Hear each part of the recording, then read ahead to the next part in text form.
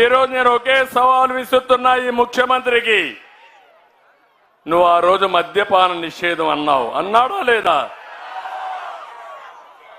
ఇక్కడ ఉన్న ప్రజలందరినీ సూటిగా అడుగుతున్నా, జగన్ ఎన్నికల ముందు ఏం చెప్పాడు తమ్ముళ్ళు అని అడుగుతున్నా మిమ్మల్ని.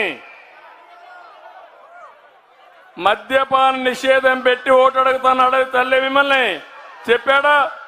చెప్పుంటే మహిళలు చెప్పండి. చెప్పాడని చేతులు పైకెత్తండి.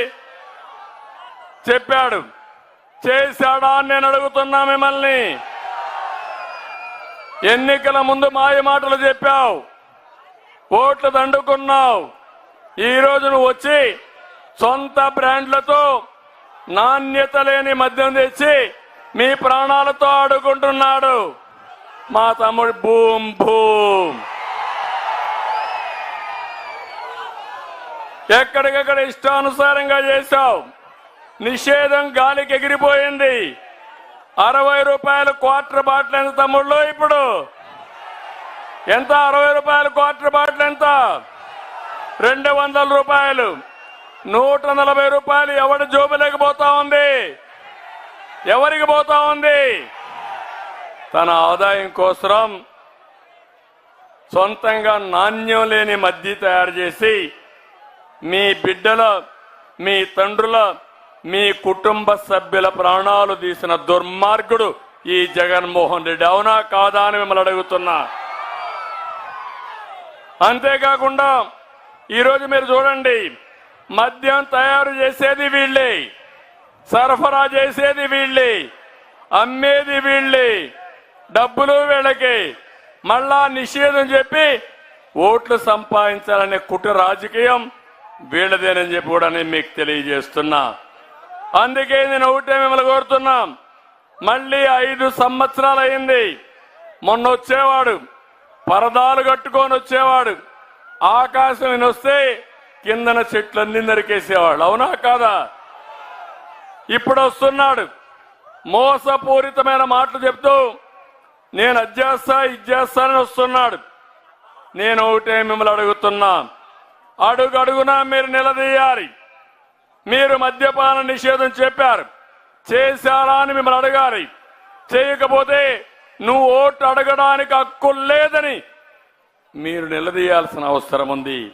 తమ్ముళ్ళు, జే బ్రాండ్లు వచ్చాయి, నాసిరకం వచ్చింది.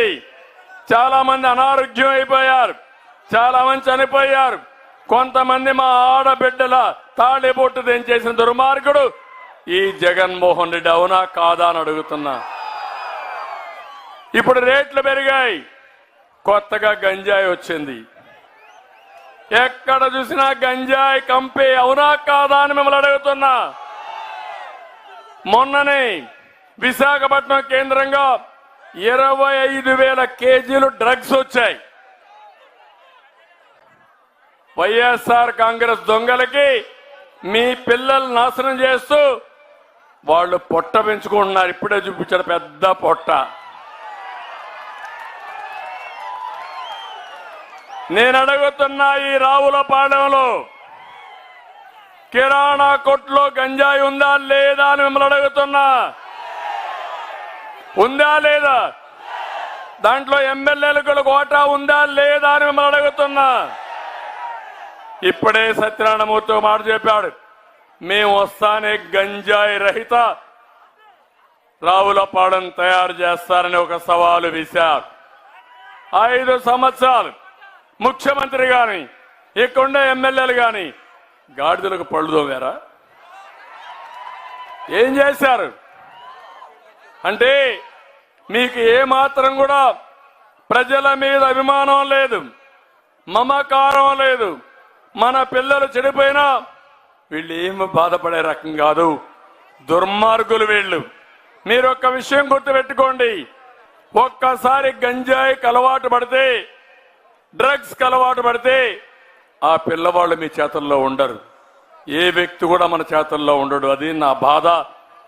జాతిని నిర్వీర్యం చేసి జాతికి ద్రోహం చేసే వ్యక్తి ఈ జగన్మోహన్ రెడ్డి. అందుకే నేను మిమ్మల్ని అందరిని అడుగుతున్నా, మీరు కూడా ఆలోచించుకోవాల్సిన అవసరం ఉంది.